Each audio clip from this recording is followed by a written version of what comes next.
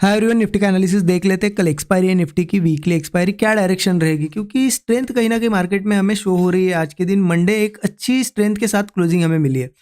हमने देखा पिछले 2-3 दिनों से मार्केट कंटिन्यू गिर रहा था। डेली चार्ट पे एक ब्रेकआउट फेल हुआ था और रेड कैंडल्स बड़ी बड़ी बनी है। बट आज ये जो स्ट्रेंथ दिखी है, तो क्या यहाँ से कंटिन्यूएशन होगा, मतलब ऊपर जाएगा या फिर अगेन सेलिंग की कोई पॉसिबिलिटी है। हम चार्ट समझ लेंगे कि क्या एग्जैक्ट हो सकता है कल। बट उससे पहले ये देख लेते कि हमने इस दिन क्या किया, क्योंकि इतनी ज़्यादा स्ट्रेंथ देखने को मिली ये मुझे मॉर्निंग से ही एक्सपेक्टेड थी। मैंने ये अपडेट भी दिया था। मैं आपको बताता हूँ, रीज़न बताता हूँ कि क्यों मुझे ये स्ट्रेंथ एक्सपेक्टेड थी। क्योंकि आज की ओपनिंग के बाद सिनेरियो वैसा बना। आज ओपन हुआ, ओपन होते से बड़ी रेड कैंडल बनी और कंटिन्यूएशन में 2-3 रेड कैंडल बनी। अब ऐसे में क्या होता है, देखिए जब मार्केट, ये हमने देखा कि जब गिर रहा था, ये देखिए ये पूरी सेलिंग जो आई थी बहुत स्लो थी। और स्लो सेलिंग के बाद ओपनिंग के बाद ही आज इतना ज़्यादा गिरने लगा, तो क्या हुआ, एक पैनिक क्रिएट हुआ। मतलब एक फोमो क्रिएट हुआ सेलर्स में, जिन्होंने इन रैलीज में, ये जो रैली आई थी 2 दिन, उसमें जिन्होंने मिस किया सेल करना, उन्होंने फोमो में क्या किया आज, कि उनको लगा कि पहली कैंडल के साथ ही इतनी बड़ी कैंडल्स बन रही तो आज भी बहुत गिरेगा। उन्होंने यहाँ पे सेकंड कैंडल, थर्ड कैंडल पे क्या किया होगा, सिंपल ये लॉजिक ये है कि पुट्स की पोजीशन भर भर के यहाँ पे ली होगी कि अब तो गिरेगा आज और मिस नहीं करूंगा, ये सोच के लिया था। तो मुझे क्लियर था कि कहीं ना कि ऐसा तो क्लियर मार्केट अब टारगेट नहीं देगा उनको, उनको ट्रैप करेगा। मैं मॉर्निंग में यही से एक्सपेक्ट कर रहा था। जैसे ही 3 कैंडल बने रुका, तो यही से मैं बड़ी बड़ी कैंडल्स एक्सपेक्ट कर रहा था। मैंने शेयर भी किया था कि ये लेवल ऐसे मार्क करके दी थी, यहाँ पे एक लेवल थी कि इसके ऊपर अगर मार्केट निकलता है तो यहाँ पे एक अच्छी प्रॉफिट बुकिंग आ सकती है। बट मार्केट ने यहाँ पे क्या किया, पहले रेजिस्टेंस फेस किया और फिर से वीकनेस दिखाने लगा। तो मैंने अगेन यहाँ पे एक अपडेट दिया था, ऐसा मार्क किया था और यहाँ पे दिया था अपडेट डाउन साइड का एरो भी बताया था कि यहाँ से सेलिंग स्ट्रक्चर बन गया है। क्योंकि मेरा यहाँ पे एक सपोर्ट था जो कि था 25,488, तो क्लियर था कि यहाँ वीकनेस दिखा रहा है, यहाँ जो रेजिस्टेंस है इसको रेजिस्टेंस बनाया तो इस सपोर्ट तक तो इजीली जाएगा। बट मैंने क्लियरली मेंशन भी किया था नीचे, यहाँ पे स्टूडेंट ग्रुप में पूरी ये अपडेट दी है, स्टूडेंट्स को पता है आज। यहाँ मेंशन किया था कि यहाँ से गिर सकता है, सपोर्ट पे आ भी सकता है, बट मैं सेलिंग नहीं करूँगा, यहाँ पे मुझे गड़बड़ लग रही है, मैंने क्लियर बताया था। और मैंने इस मूव में सेलिंग भी नहीं की।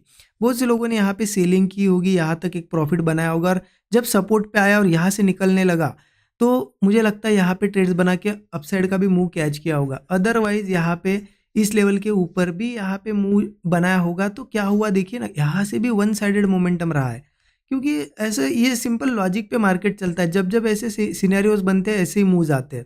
तो आज वो मूव यहाँ पे हमें देखने को मिला। अब इम्पोर्टेंट क्या है कि ये जो बाइंग ऊपर के साइड क्लोज हुई है, क्या यहाँ से कंटिन्यू हो सकती है।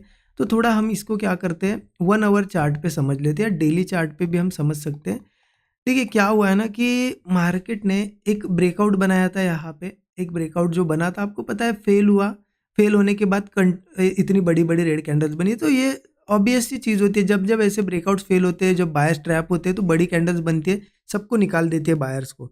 अब यहाँ क्या हुआ, ये यहाँ पे देखिए आप, एक सपोर्ट लेवल थी, इसको भी मार्केट ने ब्रेक करके क्लोजिंग दी थी। बहुत सारी पोजीशंस अब डाउन साइड की भी बन गई है यहाँ पे, लेकिन आज मार्केट ने इतनी अच्छी रेड कैंडल इसके ऊपर क्लोज की।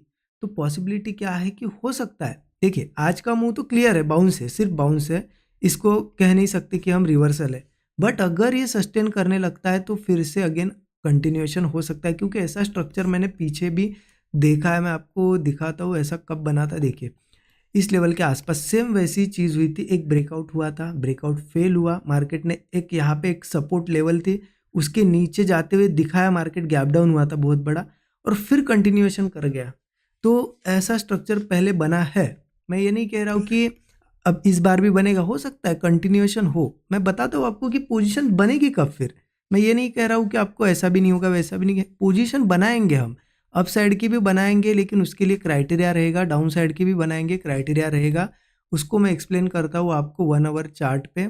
1 आवर चार्ट पे एक चीज़ समझ लो आप कि ये तो क्लियर है। देखिए यहाँ पे ऐसा एक क्लियर बाइंग का जोन था, क्लियर आपको दिखेगा कि बार बार बाइंग यहाँ से यहाँ से यहाँ से आ रही थी, उसके नीचे एक बार गया, वो ऊपर आ चुका है। अब हम वेट क्या करेंगे, किस चीज़ का करेंगे, देखिए क्योंकि यहाँ हुआ क्या है कि मार्केट गिर रहा था क्लियरली, ठीक है, अब एक बाउंस आया है।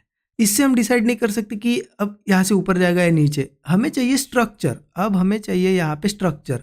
स्ट्रक्चर कब बनेगा, अगर मार्केट थोड़ा रिट्रेस वगैरह करके वापस ऊपर सस्टेन करने लगेगा, और ऊपर जाएगा तो इसे कह सकते हैं कि हाँ स्ट्रक्चर चेंज हुआ है। या फिर ऐसा हो सकता है इस बाउंस के बाद अगेन नीचे आएगा, इस लेवल के वीकनेस दिखाना स्टार्ट होगा और फिर कंटिन्यू करेगा।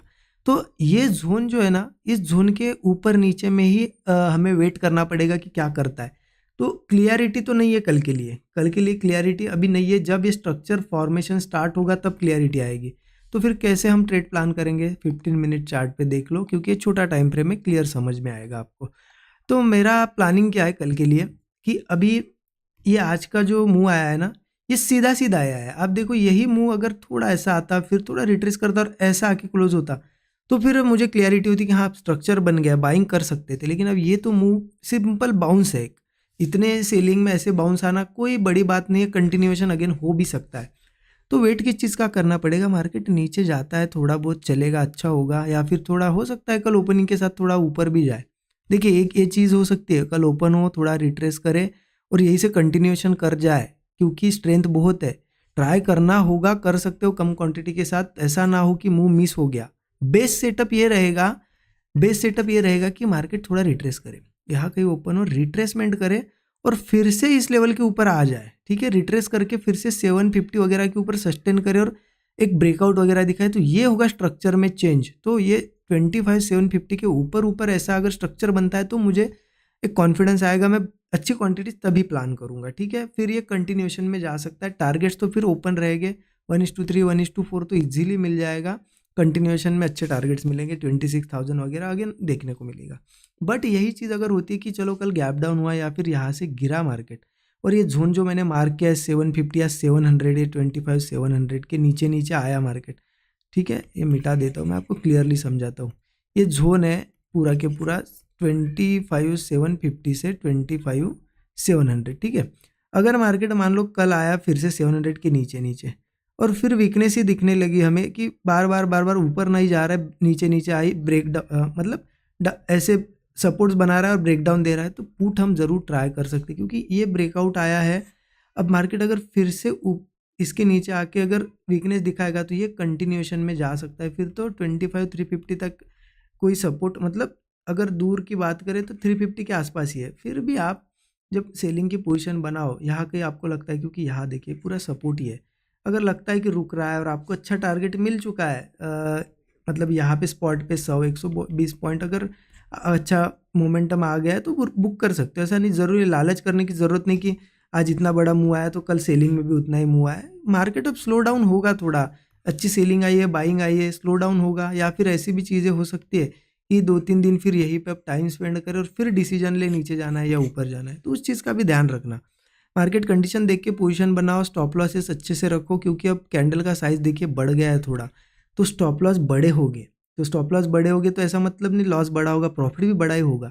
बट क्वांटिटी आप थोड़ी कम रख सकते हो, क्योंकि आपको पता है पहले 10 पॉइंट में स्टॉप लॉस अगर आपका रह रहा था, अब 20 जाएगा तो आप क्वांटिटी 50% कर दो। ऐसा हमें प्लानिंग करनी पड़ेगी। देखिए क्लियरिटी अभी नहीं है, कल का मार्केट देखेंगे फिर मैं आपको बताऊंगा कि क्या मार्केट ने डायरेक्शन पकड़ी है। कल के वीडियो में देखेंगे हम कि कोई स्ट्रक्चर बनता है, फिर उसके हिसाब से हमें क्लियर हो जाएगा कि अब बाय करना है या सेल करना है।